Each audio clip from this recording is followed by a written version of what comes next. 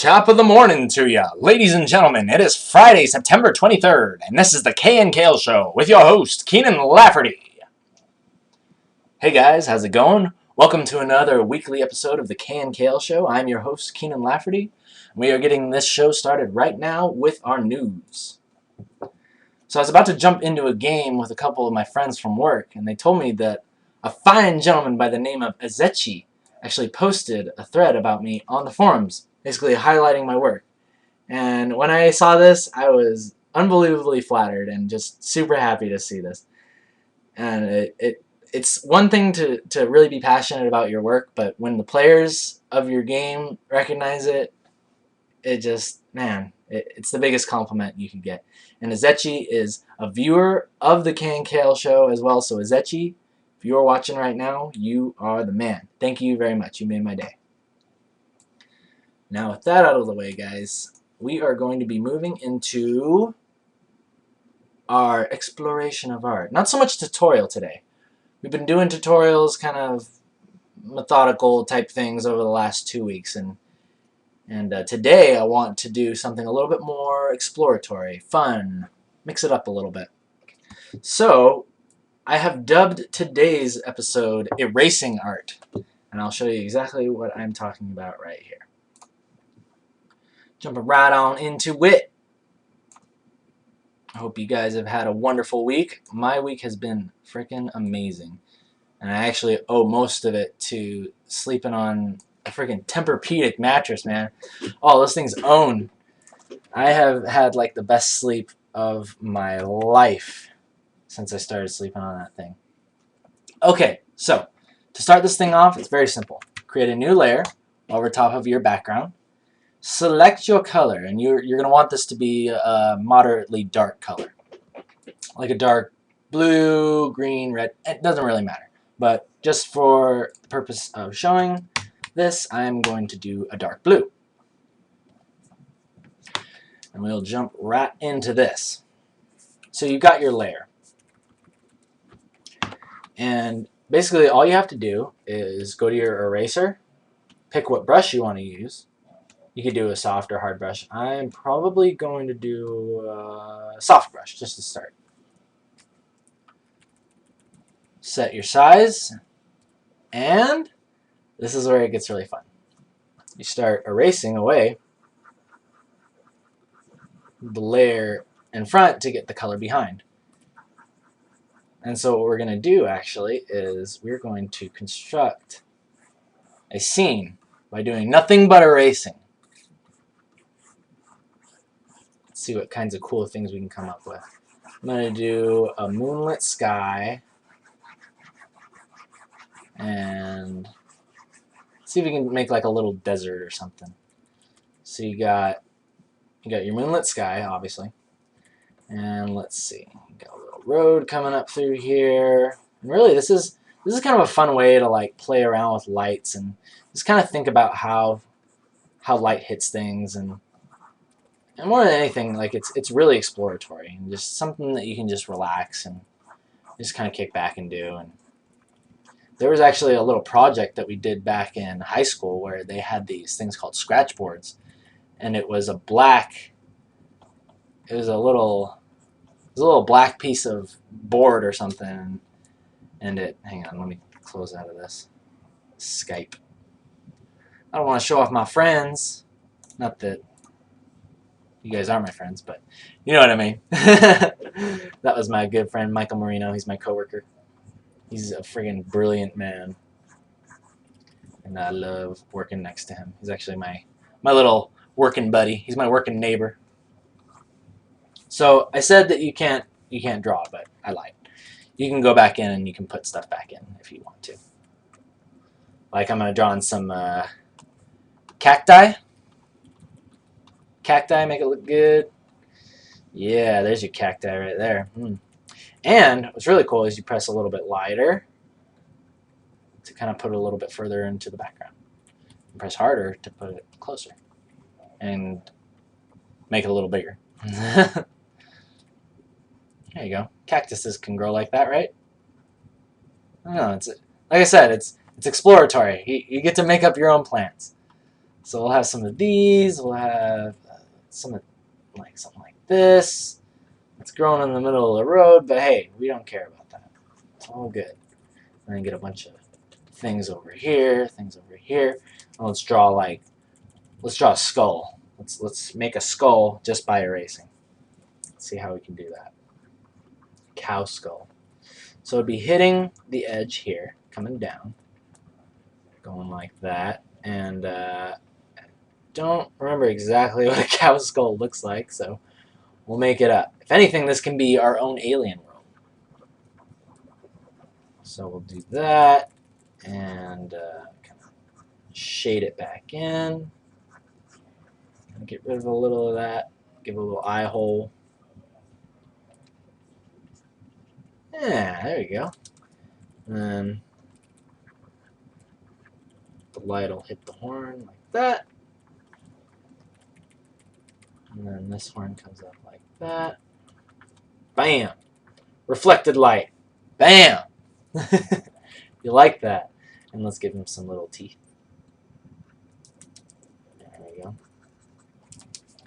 And then I'm just throwing some more texture. Just take it easy. Relax. The sand is all up in here. You can erase it just to give it a little bit more of a cast shadow. You can cast shadows off of these cacti. Color all the sand around it. Cast shadow. Cast shadow. Cast shadow. Lots of cast shadows. Not bad, not bad. See, so that's kind of fun, right? It's pretty sweet. We're actually going to do another one here in just a second. I'll finish this baby up. And, oh, let's put some texture in this little walkway. Yeah. There we go. It's actually kind of a fun way to come up with backgrounds for your drawings and stuff, you know, because you're not worrying about, you know, hues or like this color light bouncing off this color object and what color that's going to reflect in your retinas or any of that crap. So, you know, really you're just working with value. It's easy and you can just relax. I think that's a really good thing to do as an artist. Oftentimes you get really caught up in like always wanting to, you know, learn and improve your craft, which is really good and everything, but sometimes you really got to take time to just like, it's almost like artistic meditation, you could call this. And it's a really cool way to just relax and have a good time and meditate. I'll draw a little snake here. Man, drawing a snake is actually going to be a little hard. Gotta get some detail up in here. There you go. And I do apologize for the lack of commentary on this one, because really, there's not much to comment on. It's all about letting it flow naturally, and I hope that that's what I can demonstrate today. And then you can come back in here. Just gonna throw in little, I don't know what those are. Sticks? I don't know. Doesn't matter. You can throw in little things. Oh, and this is always a cool thing. When you're doing your skyline, oftentimes I found it makes it look a lot more dramatic if you light the bottom of your horizon and then slowly make it fade to the top. Like this actually makes it look like it's a little bit of a foggy desert. Like it adds a little bit of atmosphere to it. And look, just erasing that and giving the moon a little bit more light can make it look a lot cooler. And then, don't forget, whenever you draw something in a scene, it's always good to have, you know, something in the background, something in the midground, foreground, and have something in like the very foreground, like bam, like a freaking branch out of nowhere. You know, because that gives you like really good like gauge of distance in it, and it just makes a man feel good. You know? There you go. Maybe you don't know where that branch is coming from, but it doesn't really matter because it makes for good composition. And that's what we're all about here. Throwing some branches. Yeah. Good old-fashioned fun. See, so look at that. We got our little desert scene there. So that was kind of fun. So now we are going to do another one. So that's all on just one layer. Look, you take away the white behind it, and you can see all of the opacity behind it. And then you can just get rid of that, start a new layer, and say, okay, I want to do another one in like a bluish green. We can do like an underwater scene in this one. So let's pick a dark aqua blue. Throw that one down. So now, let's say we want to do a cool underwater scene. Let's see, what's the best way to do this? It's probably going to be to do it like this. Create your top here. This is going to be your water line. And let's actually turn it to the side a little bit. Let's offset it so it's not like perfectly across. Kind of makes it a little bit more dynamic and fun. And we'll draw in some waves at the top. Just like that. Just kind of a little refracting light off the top, off the surface of the water.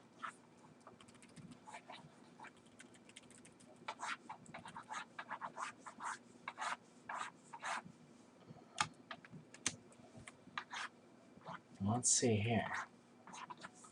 This is actually going to be quite interesting because it's almost like our atmosphere has become the aqua rather than in the other drawing the white was our atmosphere.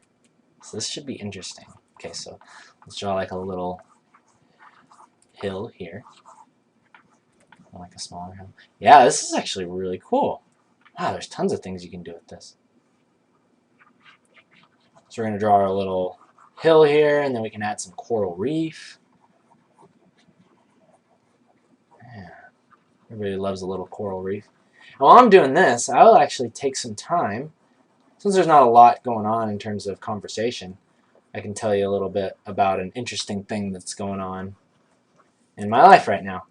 I'm actually getting ready to take some scuba diving lessons, and or as I call it for my tax write-off, underwater environment research for work. It's totally professional. You know, I like to go above and beyond the call of duty, you know. So I take my job very seriously. So yeah, I'm going to be starting my scuba class actually this weekend.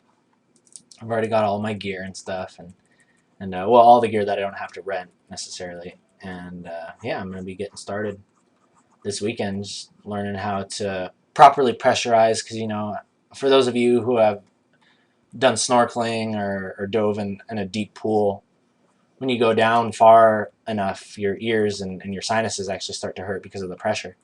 So they teach you kind of how to equalize so you can dive deeper and deeper, and it's really cool. Like, I learned first how to do it when I took a trip with my friends over to Catalina Island. That place was beautiful, absolutely beautiful.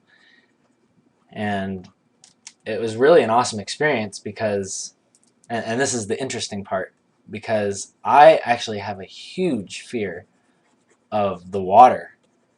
And like, I don't know if it's normal or what, but like when I'm swimming in the water and I can see like seaweed and stuff, I look at it and like I'm scared to like even go near it or touch it.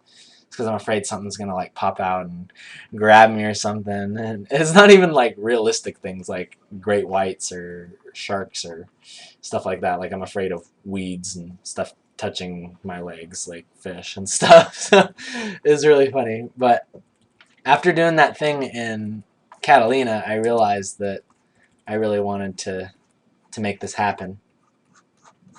So with that, now that I've prefaced that properly, I would like to lead that, or I would like to follow that, rather, with a question to you guys. And that is, how do I... oh, sorry. I had it written down, and I accidentally read the wrong one. The question was... yes, what is something you have always been afraid of and want to go on to conquer in your life? Whether it's any sort of... it could be something like skydiving, it could be maybe you're afraid of some kind of animal, but you want to be a veterinarian or something, something funny like that.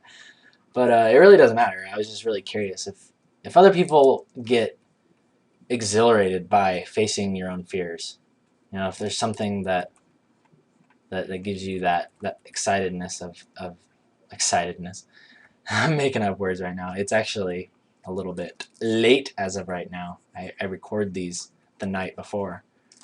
I record these on Thursday evening, and it's been a really busy day, or not only a busy day, but a busy week at work, and that's led to a little bit of a lack of sleep, and yeah, and consequently, it's led to a little bit of a tired Keenan.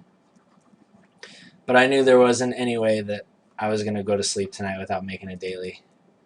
After seeing that post in the LOL forums, I was just like, oh, there's no way.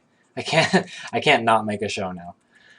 So thank you guys for continuing to support me and everything, like really making this show worth doing. Like, it's really, really awesome.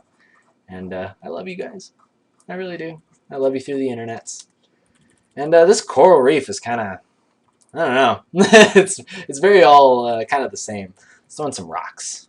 There we go. We need some more rocks in here. That's what we need. Sea rocks. Sea cucumbers.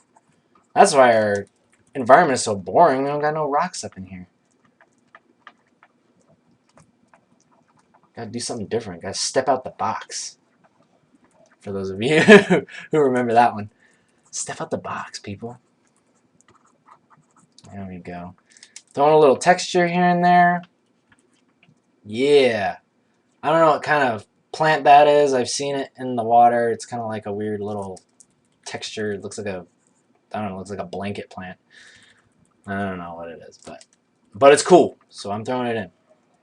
Let's get some more texture here and here and here. This is going to be a sea cucumber. I don't know exactly what a sea cucumber looks like, so looks a little bit like a taquito right about now. So this will be his eye. He'll be our little sea cucumber friend. I will call him Zeke. Zeke the cucumber. Zeke the wow. Zeke the cucumber. Yes. He's precious. And let's throw in a little bit more stuff back here. Hey, you know what I want to do right now? Now we're doing an underwater scene. I'm going to draw something. Let's see if I can actually make it come out right. And for those of you who can figure out what this is, please post a comment of it if I can render it properly. I really hope I can do this thing justice, because for those of you who catch this reference, I will love you forever. And but yes, that entirely depends on me rendering this properly. I think it's something like that.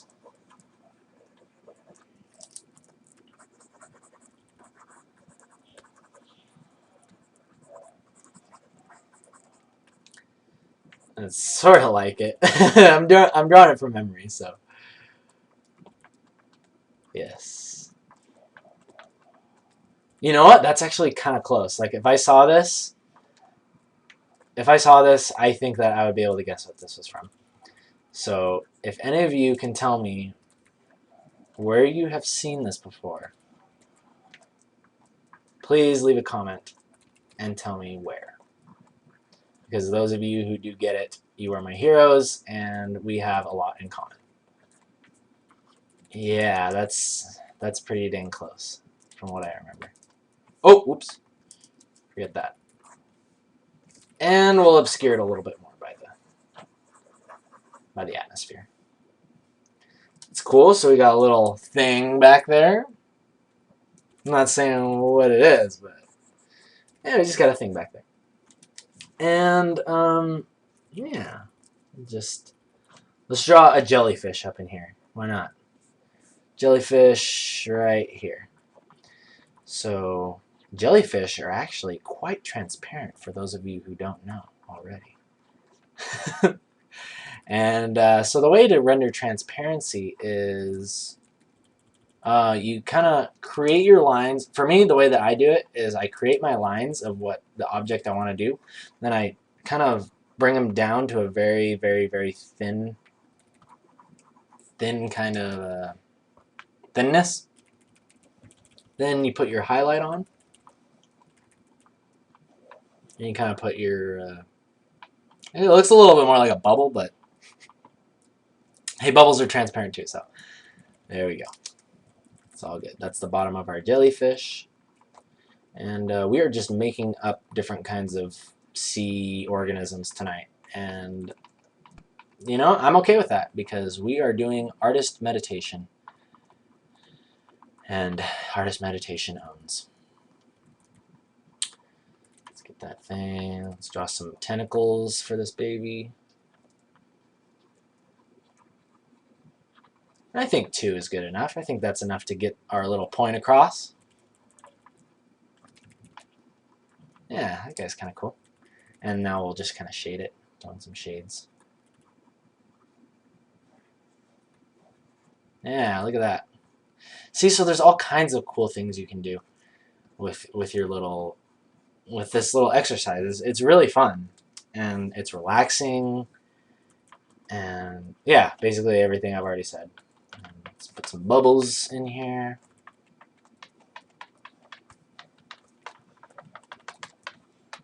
Yeah. See, I'll do the same thing with the bubble. See, I'll draw that, and then I'll shade it in like that, and then you put the highlight on it. Bam! There's your bubble. That's how you draw bubbles. That's how I draw bubbles. Yeah, so that's pretty cool. Oh, and the other thing is that once you're done with that, since it's all on your layer, you can switch the hues of it, and you can just kind of play around with whatever comp you want, whatever kind of thing you're looking for. And you can even do this thing. Say we want this. I think you can do this. But I think you have to merge it down to that bottom layer right there. See the background, your white layer? You actually have to merge it down before you can do this. So let's try it out. So you merge it down, right? And now you've got just your one layer. You take away the background behind it, it's still white. So what you can also do is you go to Image, Adjustments, Color Balance, and then you can actually play around with your highlights. See? So let's say we wanted the highlight, or all the light to be sunlight, so we'll push it to yellows, right? Then say you want your mid-tones to be like your blue kind of thing. All right, maybe some reds. That's alright. Cyan. Then your shadows can go a little bit more red. That's alright. See, look at that. So you can kind of create, see, it looks a little more like sunlight, and you can kind of create cool little pieces of art with that technique. And really, I mean, it's so easy and relaxing to do it. So yeah, that was a little bit of my lesson for this week. And yeah, I mean, I wish I was a little bit more awake right now. I can actually tell that I'm actually very tired, and I do apologize. But this is for the fine gentleman. Fine gentleman, I already forgot your name. Azechi. Azechi, this is for you. And for all the other lovely viewers of the KNKL Daily. So I hope that you guys enjoyed that. It's a little bit of a stray away from the usual tutorials, but I thought it would be a good way to mix things up. So yeah, what I want to see is comments of things that you're afraid of and you want to conquer in your life, and also if any of you can figure out what that thing in the background was, yeah, post a comment. And yeah, I want to see how many people can figure out what I was trying to go for there. So now, with the tutorial out of the way, or rather the meditation session out of the way, we'll move into a question of the week. And that was given to me by a gentleman on DeviantArt. And he asked me basically, and a lot of people have been asking me this, so I would just kind of want to clear the air and just kind of give you guys a little bit of a a broad answer for all of you who have been asking this question. And that question is, did I do a lot of commission work before I was employed at Riot? And how do I break into the gaming industry? And this is a very interesting question because you ask a lot of artists about how to break into the gaming industry, and they'll all basically tell you the same thing. They'll tell you to work hard, get your artwork out there, show it to people, go to conventions and all that stuff. And that's all good and fine and everything, but everybody says the same thing. And really, I think it kind of goes a little bit deeper than that. There's a step that you have to take before you go to that. And I believe that step is having a positive attitude and believing in yourself. And that is literally what has pushed me to be where I am now. I'm self-taught. I didn't go to school. I had a lot of people, well, not a lot of people, but let's just say a few people that I really cared for in my life that told me that I couldn't do it or I wasn't going to make it. And as hard as that was to hear, I didn't let myself give up. And I knew that I had to keep pushing forward, and I knew that I was going to do this sooner or later. I wasn't going to let it happen any other way. So you've got to have passion. You can be self-taught, you can go to school, you can be around other artists, it doesn't matter. Basically, what it comes down to is you've got to have a positive attitude, you've got to be hungry for what you want, and you've got to believe in yourself.